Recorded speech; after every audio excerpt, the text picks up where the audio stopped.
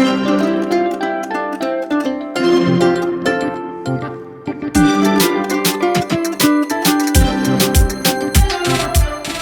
Everyone, welcome back to my channel. आज आम बनाया जाऊे कंकड़ार झोल, जोटा कि मुझे ब्लू कंकड़ा यूज करी। तो आपण पाखे जदि कला कलर कंकड़ा आवेलेबल थी ताहले सेटा निश्चिंत करेंगे। सेटा ब्लू कंकड़ा ठारू टिके टेस्टी होता है। ब्लू कंकड़ा बहुत ही टेस्टी होता है। तो तेरे चलतु स्टार्ट करवा। भिडटी को जमार भी स्किप करवानी, लास्ट पर्यंत देखा। तो तेरे फास्ट कंकड़ा को भल भाव सफा करके धोई सारिकी मुझे आनी। तापर देखिपे यहाँ फीमेल कंकड़ा माने माई कंकड़ा जहाँ कहते आईटा बहुत ही टेस्टी होता है। जमती कि माछरे मंजी थिले सेटा टेस्टी एते भावंतिनी लोक, किंतु कंकड़ारे जदि मंजी थी सेटा सबुठारु टेस्टी होता है। तो से बाछिकी आनिबे। आ जोटा देखिपे टिके नाली अंश गोड़े थी कि नाली छिटा थी तो सेटा फीमेल कंकड़ा। आउ जदि भी किसी टिप्स थी फीमेल कंकड़ा जानिबारे ताहले मते निश्चिंत शेयर करेंगे कमेंट बॉक्स रे। तेबे आमर कंकड़ाटा यही भाव में कट ही करने पूरा सफा करिकी एबे ताकू मैरिनेट करबा। तो से लुण आवश्यक अनुसार लुण ऐड करबा, आवश्यक अनुसार हळदी गुंड ऐड करबा। तो हळदी गुंड ऐड कर सारा ताकू एबे भल भाव में हाथ द्वारा गोले नबा। तो कंकड़े हळदी लुण गोलेबा टिके कष्ट होता है। तो देखिकी जमती कि हाथ को किसी भी हर्ट हेनी, माने जमती कि किसी फोड़ी हेनी, देखिकी केयरफुली भाव में आपण ताकू मैरिनेट करने। तो यही भाव में ये टिके टाइम लगी थाए। आ भल भाव में सबुआड़े जमती हळदी लगे सेटा निश्चिंत भाव में टिके ध्यान देवे। आउ मंजी जमती लागिकी रहिबो, जमती कि धोईदेले जमती पूरा पड़ेबनी सेटा मध्य टिके ध्यान देवे, कारण मंजीटा बहुत ही टेस्टी लगे यार झोल। तो यही भाव में भल भाव में हळदी लुण को मालिश करे। सबुजाक मालिश हो गला मैरिनेट होगा को आप चाहिए अध घंटे छाड़ी पारे, ना सांगे सांगे आपन ताकू रोसे करें। तेबे आमर कंकड़ाटी एबे मैरिनेट हो जाइए। तो ये ताकू आम रखी नवा। तो फास्ट आम कड़ाई रे तेल गरम करवा। तो मुझे सोरिष तेल नहीं कि सब बेले आइंस रोसे कला बेले आप सोरिष तेल यूज करेंगे, बहुत ही टेस्ट बहुत ही बढ़ी जाए। तो सोरिष तेल को टिके गरम है से आम जो मैरिनेट करथिबा कंकड़ा को से ऐड करवा। ताकू भल भाव में भाजी नवा।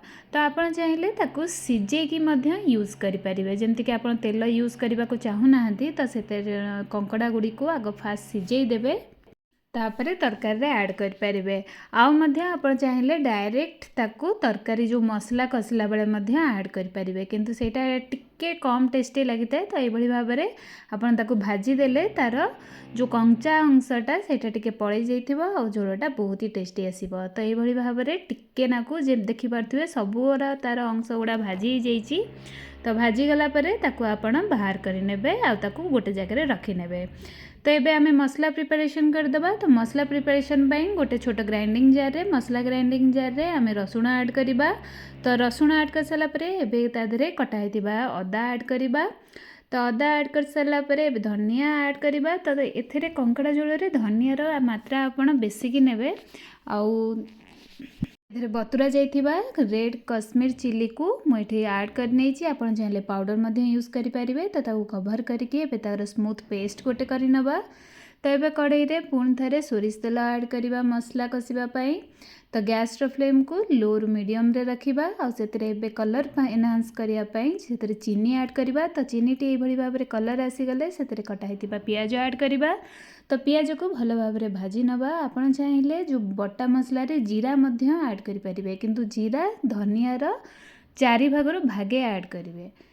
तो बेसी ऐड करें धनियार भागटा टिके बेसी ऐड करेंगे। तो एबे पियाज टी को आम नाली हवा पर्यंत भल भाव में भाजी नवा। तो पियाज टी को भाजवा भितर से आम तेजपत्र आउ एथरे डालचीनी ऐड करवा। तो गुजराती ऐड करवा। तो आप चाहिए लवंग जहाँ भी होल स्पाइसेस आपन को पसंद से ऐड करें। तो ये पियाज को नाली हवा पर्यंत भाजी सारापर से मसला जो पेस्ट आम बनईकी रखी से ऐड करनवा। तो ऐड कर सारापर भल भाव में टिके कषि नवा। तो यहाँ जी कषिबे तार मसलार बास्नाटा बहुत ही भल आसीबो। तो देखिपे पूरा मसलाटा कषि ही आसलानी। तो आउ किछि समय पर्यंत कषिबे। तो ता पूर्वरु एतरे हळदी गुंड ऐड करनवा। तो हळदी गुंड ऐड करवा। आउ तादरे आमे जदि लंका पाउडर ऐड करिया को चाहूथिबे ताहले अल्प किछि लंका पाउडर ऐड करवा। ଏବେ ଆବଶ୍ୟକ ଅନୁସାରେ ସ୍ୱାଦ ଅନୁସାରେ ଲୁଣ ଆଡ଼୍ କରିବା। ଲୁଣ ଆଡ଼୍ କରିସାରିଲା ପରେ ମୁଁ ଏଥିରେ ପୁଣି ଧନିଆ ପାଉଡ଼ର ମଧ୍ୟ ଆଡ଼୍ କରୁଛି 1 ଚାମଚ। ତ ଧନିଆ ୟାର ଟେଷ୍ଟକୁ ବହୁତ ହି ଭଲ କରିଥାଏ, ବହୁତ ହି ବଢ଼େଇଥାଏ। ତାପରେ ଏବେ ସେଥିରେ କରି ପାଉଡ଼ର କିମ୍ବା ଚିକେନ ପାଉଡ଼ର କିମ୍ବା ମଟନ ପାଉଡ଼ର ଆପଣଙ୍କ ପାଖରେ ଯାହା ବି ମସଲା ଆଭେଲେବୁଲ୍ ଥିବ ସେଇଟା ମଧ୍ୟ ଆପଣ ଦେଇପାରିବେ। ଏଇଟା ଅପସନାଲ୍ ଅଛି, ନହେଲେ ଆପଣ ଜିରା ପାଉଡ଼ର ନର୍ମାଲି ଆଡ଼୍ କରିପାରିବେ ଟିକେ। ତ ଏବେ ତାକୁ ଭଲ ଭାବରେ ଆମେ ଲୋରୁ ମିଡ଼ିୟମ୍ ଫ୍ଲେମ୍ରେ ତାକୁ କଷି ନେବା। ତ ମିଡ଼ିୟମ୍ ଫ୍ଲେମ୍ରୁ ବେଶୀ ଦେବେନି, ନହେଲେ ସେଇଟା ପୋଡ଼ି ଯାଇପାରେ ମସଲା ଗୁଡ଼ିକ। ତ ଏବେ ତାକୁ ଭଲ ଭାବରେ ଗୋଳେଇକି ତାକୁ ଭାଜି ଦେଲା ପରେ ଆମେ ତା ଦେହରେ ଟିକେ ଟିକେ ଯଦି ତଳେ ଲାଗି ଯାଉଥିବ ତାହେଲେ ସେଥିରେ ଟିକେ ଟିକେ ପାଣି ଆଡ଼୍ କରିକି ମଧ୍ୟ କଷିପାରିବା।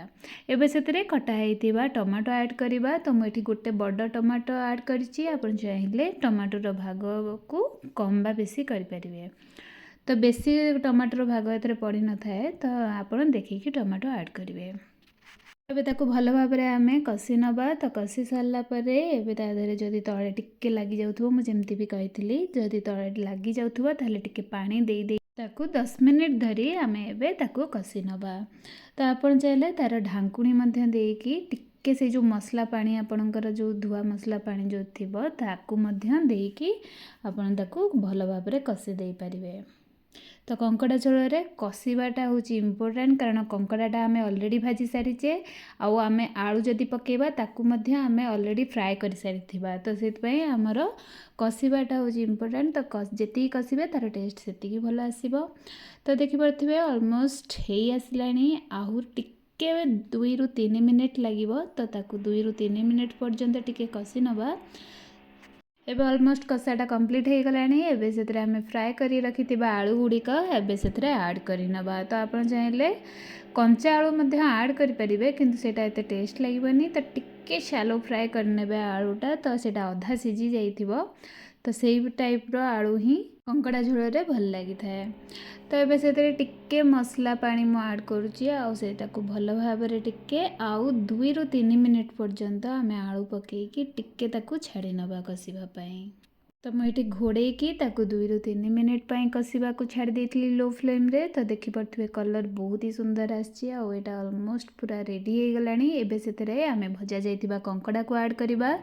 ତ କଙ୍କଡ଼ାକୁ ଆଡ଼୍ କରିସାରିଲା ପରେ ଆପଣ ତାକୁ ଭଲ ଭାବରେ ଟିକେ ଗୋଳେଇ ନେବେ। ତ ଏଇଟା ଚିକେନ କଷା ଟାଇପ୍ର ନୁହେଁ, ଏଇଟା ଟିକେ ଡିଫିକଲ୍ଟ, କାରଣ କଙ୍କଡ଼ାର ଗୋଡ଼ ଆଉ କଙ୍କଡ଼ା ଟିକେ ଡିଫିକଲ୍ଟ ହେବ ଆପଣଙ୍କୁ ଗୋଳେଇବାକୁ। ତଥାପି ଆପଣ ବଡ଼ ଜାଗା ସବୁବେଳେ ୟୁଜ୍ କରିବେ, ଯେମିତିକି ବଡ଼ କଡ଼େଇ ୟୁଜ୍ କରିବେ। ଯେତିକି ଆମାଉଣ୍ଟ ସେଇ ହିସାବରେ ଆପଣ କଡ଼େଇ ନେବେ, ଯେମିତିକି ଟିକେ ବଡ଼ କଡ଼େଇ ନେଉଥିବେ, ଯେମିତିକି ସେଇଟା ଗୋଳେଇବା ପାଇଁ ଇଜି ହେବ। ତ ଏଇଭଳି ଭାବରେ ଟିକେ ଟିକେ ପାଣି ଆଡ଼୍ କରିକି ତାକୁ ଭଲ ଭାବରେ ଆପଣ ପୁରା କଙ୍କଡ଼ା ଆଉ ଆଳୁକୁ ଭଲ ଭାବରେ ପୁରା ସେଥିରେ କଷି ନେବେ। ତ ଆଳୁଟି କଷି ହେଇଯାଇଛି, କଙ୍କଡ଼ାଟା ଟିକେ କଷିବା ବାକି ଅଛି। ତ ସେଇଥିପାଇଁ ଆପଣ ଭଲ ଭାବରେ କଷି ନେବେ। ତ ମୋତେ ସେ କଡ଼େଇଟା ଟିକେ ଛୋଟ ପଡ଼ିଲା, କାରଣ ଝୋଳ ଆଡ଼୍ କଲେ ସେଇଟା ଜାଗା ଧରିବନି। ତ ମୁଁ ସେଇଥିପାଇଁ ଅଲଗା ଜାଗା ଗୋଟେ, ଯେମିତିକି ଟିକେ ହାଣ୍ଡି, ବଡ଼ ମୋଟା ହାଣ୍ଡି ଟାଇପ୍ର, ତ ସେଥିରେ ଆଡ଼୍ କରିକି ତା ଦେହରେ ଏବେ ଗ୍ରେଭି ପାଇଁ ଗରମ ପାଣି ସେଥିରେ ଆଡ଼୍ କଲି। ତ ଜମାରୁ ବି ବିଲକୁଲ ବି ଥଣ୍ଡା ପାଣି ନେବେନି, ତ ଗରମ ପାଣି ହିଁ ନେବେ। ତ ଗରମ ପାଣି ନେଇ ସାରିଲା ପରେ ତାକୁ ଦେଖିକି ଆପଣ ଆଡ଼ଜଷ୍ଟ କରିବେ ଆପଣଙ୍କୁ ଯେତିକି ଗ୍ରେଭି ଦରକାର। ଯଦି କଷା ପସନ୍ଦ ତାହେଲେ ଅଳ୍ପ ଟିକେ ପାଣି ଆଡ଼୍ କରିବେ, ଆଉ ତାକୁ ଘୋଡ଼େଇକି ସେଇଟା ଜଲ୍ଦି ହେଇଯିବ। ଆଉ ଯଦି ଟିକେ ଗ୍ରେଭି ପସନ୍ଦ, କାରଣ କଙ୍କଡ଼ାର ଝୋଳ ବହୁତ ହି ଟେଷ୍ଟି ଲାଗିଥାଏ, ଆଉ ଯିଏ କଙ୍କଡ଼ା ନ ଖାଆନ୍ତି ସିଏ ମଧ୍ୟ ତାଙ୍କୁ ଝୋଳ ପସନ୍ଦ ଲାଗିବ। ତ ସେଥିପାଇଁ ଆପଣ ଝୋଳକୁ ଦେଖିକି ଆପଣଙ୍କ କ୍ୱାଣ୍ଟିଟି ଅନୁସାରେ ଆପଣ ଆଡ଼୍ କରିବେ। ତ ଦେଖିପାରୁଥିବେ ପାଣି ଦେଇ ସାରିଲା ପରେ ଏବେ ତାକୁ ଭଲ ଭାବରେ ଫୁଟିବା ପାଇଁ ଆମେ ଛାଡ଼ି ନେବା। ତ ମୁଁ ଏଠି ଢାଙ୍କୁଣୀ ଦେଇକି ଫୁଟେଇବି। ତ ଆପଣ ଚାହିଁଲେ ତାକୁ ଲୋ ଫ୍ଲେମ୍ରେ ସେମିତି ମଧ୍ୟ ଫୁଟେଇ ପାରିବେ। ଏବେ ତାକୁ ଆମେ ଘୋଡ଼େଇକି ତାକୁ ଫୁଟିବା ପାଇଁ ଛାଡ଼ି ନେବା। ତ ମୁଁ ଏଠି 5ରୁ 7 ମିନିଟ୍ ତାକୁ ସେଇଭଳି ଭାବରେ ଛାଡ଼ି ଦେଇଥିଲି। ତ ଦେଖିପାରୁଥିବେ ତା'ର ତେଲ ଅଂଶ ପୁରା ସାଇଡ଼୍ରେ ବାହାରି ପଡ଼ିଛି, ଆଉ ସୁନ୍ଦର କଲର୍ ହେଇକି ଆମର ରେଡ଼ି ହେଇଯାଇଛି କଙ୍କଡ଼ାର ଝୋଳ।